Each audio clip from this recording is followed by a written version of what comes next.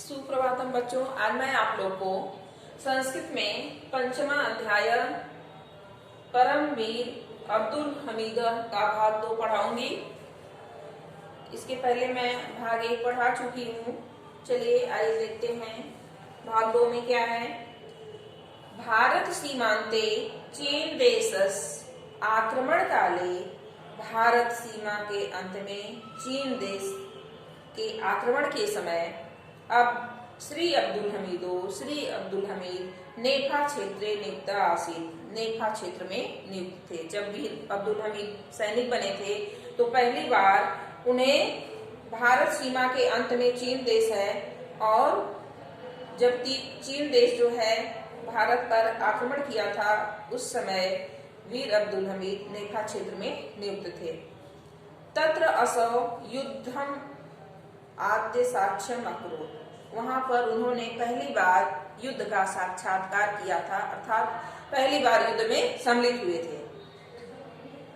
कर्तव्य निष्ठा और द्वितीयेन स्वेनेन अन्य असाधारण ओजसा, अपने कर्तव्य निष्ठा और द्वितीय अर्थात अद्वितीय कर्तव्य निष्ठा और अपने असाधारण ओज से सैनिक अधिकारियों नाम व सैनिक अधिकारियों को अविलंब अर्थात देर से नहीं शीघ्र ही दृष्टि आकृष्य, उनकी दृष्टि को आकृष्ट करके तुर्णमेव शीघ्र ही हृदयेषु अपि पदम अदधात्, उनके हृदय में अपना स्थान बना लिए। जब वीर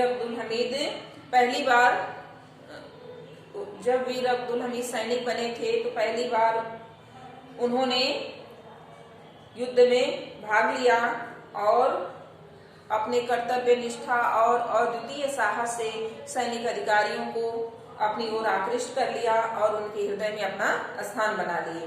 मातृभूमि कृते प्राणान अपि मुंचितो, मातृभूमि के लिए प्राणान अपि प्राणों को भी मुंचितो छोड़ने में में चेतो न तनुकम अपि व्यथिष्यते, मेरा चित्त थोड़ा भी तनुकम अपि थोड़ा भी व्यथिष्यते दुखी नहीं होगा। अपनी मातृभूमि के लिए अर्थात अपनी मातृभूमि की रक्षा के लिए अगर अपने प्राणों को भी त्यागना पड़े तो मुझे थोड़ा भी कष्ट नहीं होगा, मेरा चित्त थोड़ा भी दुखी नहीं होगा।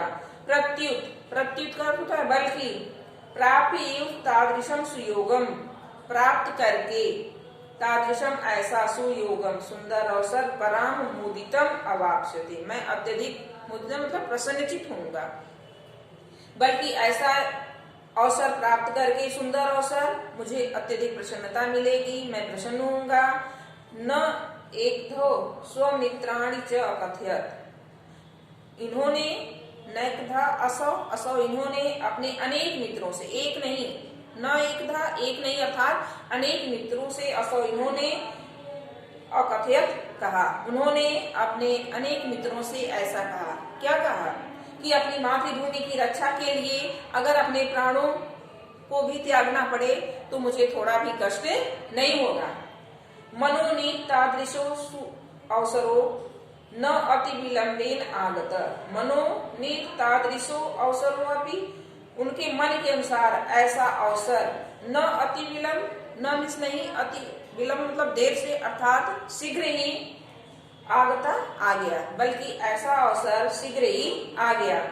पंचषष्ठ उत्तर 19 में 1965 ईस्वी में दुर्भाग्य से पाकिस्तानी भारतवर्षे आक्रमणम कृतम, पाकिस्तानियों ने भारत देश पर आक्रमण कर दिया। श्री अब्दुल हमीदस्य लौहपुर समर क्षेत्रे, श्री अब्दुल हमीद लौहपुर समर क्षेत्र में कसूर नामनी स्थले, कसूर नामक स्थल पर सैनिक नियोगात आदिष्टो, सैनिकों के आदेश से वहां नियुक्त हुए और युद्ध निरत संलिप्त और युद्ध करने लगे, अर्थात सैनिकों के या सैनिक अधिकारियों के आदेश से वहां पे उनको युद्ध करने के लिए नियुक्त किया गया। पाकिस्तानम प्रति सदैव पक्षपातिना, पाकिस्तान का सदैव हमेशा पक्षपात करने वाले अमेरिका देश से पाकिस्तान अतिशय शक्तिशाली, पाकिस्तानियों को अत्यधिक शक्तिशाली, दूर मार्ग का दूर तक निशाना लगाने वाले, अभेद्य जिसे भेदा न जा सके, प्रसिद्ध पैटर्न टंग प्राचुर्येण प्रदत्ता, प्राचुर्येण अत्यधिक मात्रा में दे रखा था। अर्थात पाकिस्तान का हमेशा पक्ष लेने वाले अमेरिका देश जो है, दूर तक वेद करने वाले और जिसे भेदा न जा सके ऐसा जो है पैटर्न टंग अत्यधिक मात्रा में अमेरिका जो है पाकिस्तानियों को दे रखा था। पाकिस्तान वालों को अमेरिका बहुत शक्तिशाली पैटर्न टंग दे रखा था। तत्शक्ति दीप्त्या पाकिस्तानिना सैनिकास अग्रे कृत्वा, और उस शक्तिशाली पैटर्न टंग को पाकिस्तानी जो है आगे करके भारतीय सैन्य गोलिकानि वर्षंतो, भारतीय सैनिकों के ऊपर गोलियां बरसाना शुरू कर दिए। जैसे दुर्दांत दानवा नानकव्यू, जैसे दुर्दांत अत्यधिक खूंखार दानव राक्षस जो है स्वर्ग पर चढ़ाई कर रहे हैं। भारत धराम अधिचिक्स्तु तस्या सीमासु प्रविष्ट, और वह भारत की सीमा में प्रवेश कर रहे थे पैटर्न टंकों के साथ। तेषाम प्रतिरोधाय, तेषाम उनको अर्थात पाकिस्तानियों को रोधाय रोकने के लिए, भारत सैनिका भी, भारतीय सैनिक भी गोलकान वर्षंतो, गोलियां वर्षंती वर्षाते अस्म थे। उन पाकिस्तानी टैंकों को रोकने के लिए जब पाकिस्तान जो है टैंक लेकर के भारत की सीमा में प्रवेश कर गए, तो भारत के सैनिक भी गोलियां बरसाने लगे। किंतु तेसाम पुरातन टैंका, लेकिन भारतीयों के पास क्या था? पुरातन पैटर्न थे। भारत के पास पुराने पैटर्न टैंक थे। तथा दुर्भेद दूरमार्गा शक्तिशालिनस्य आसन, और पाकिस्तानियों के पास क्या थे? नए नए शक्तिशाली यंत्र थे, और भारत के पास पाकिस्तानियों जैसे नए शक्तिशाली पैटर्न टंक नहीं थे, पुराने ही पैटर्न टंक थे। तथापि फिर भी मातृभुवम रक्षितुम, मातृभूमि की रक्षा के लिए मनोबलम तु आकाशम स्पृशति अस्म, उनका मनोबल तो आकाश को स्पृशति अस्म छू रहा था, लेकिन उनका मनोबल क्या था? ऊंचा था।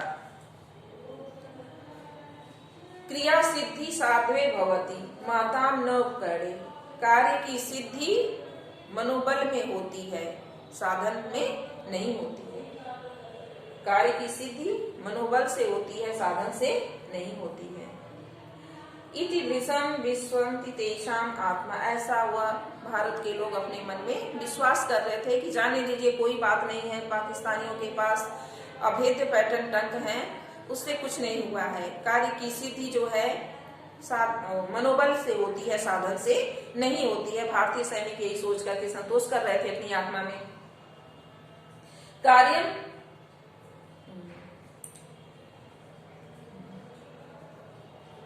इति भीषम विश्वंति तेषाम आत्मा, ऐसा उन्होंने अपनी आत्मा में संतोष कर रहे थे, ऐसा सोच करके। कार्यम वा साधेयम देहम वा पातेयम, या तो मैं अपने कार्य को सिद्ध करूंगा, या तो मैं अपने शरीर को ही नष्ट कर दूंगा। इति मुहुर्मुहुर सूराभ्यस्ते, ऐसा बार बार अभ्यास करते थे सूरवीर। हतो वा प्राप्त स्वर्गम जित्वा या मोक्ष से नहीं, या तो यह करते थे कि या तो मैं हार जाऊंगा तो हतो वा प्राप्त स्वर्गम, यदि मर जाऊंगा तो स्वर्ग को प्राप्त होऊंगा। अजित्वा वा मोक्ष से नहीं, या तो मैं जीत जाऊंगा तो पृथ्वी का राज्य करूंगा। अगर इस युद्ध में मैं मारा जाऊंगा तो स्वर्ग को जाऊंगा, अगर युद्ध जीत जाता हूं तो पृथ्वी का राज्य करूंगा। इति भगवतो वाक्यम अस्मारयन, ऐसे भगवान श्री कृष्ण का वाक्य स्मारयन याद करके तेषाम मनसी, उनके मन में पैटर्न टंकादपि, नए नए पैटर्न टंक से भी अधिक गरीयसी महान दृढ़ता उपाबधनात्, महान दृढ़ता बध गई थी, अर्थात उनका मनोबल बहुत ही मजबूत हो गया था। क्या सोच करके? हतो आप प्राप्त स्वर्गम जित्वा, हार जाऊंगा। हारने से मतलब है यहाँ मरने से कि यदि युद्ध में मैं मारा जाऊंगा तो स्वर्ग को प्राप्त होऊंगा, अगर जीत जाता हूं तो इस पृथ्वी पर राज्य करूंगा। ऐसे वाक्य को, भगवान श्री कृष्ण के ऐसे वाक्य को याद कर करके उनके मन में पाकिस्तानियों के अभेद्य पैटर्न तंग से भी काफी दृढ़ता बढ़ गई थी, उससे भी अधिक दृढ़ता उनके मनोबल में बढ़ गई थी। तो बच्चों, बस आज के लिए इतना ही। जितना मैं पढ़ाई हूँ उतने का संदर्भ, प्रश्न, भावार्थ अपनी कॉपी में लिख लेंगे। धन्यवाद।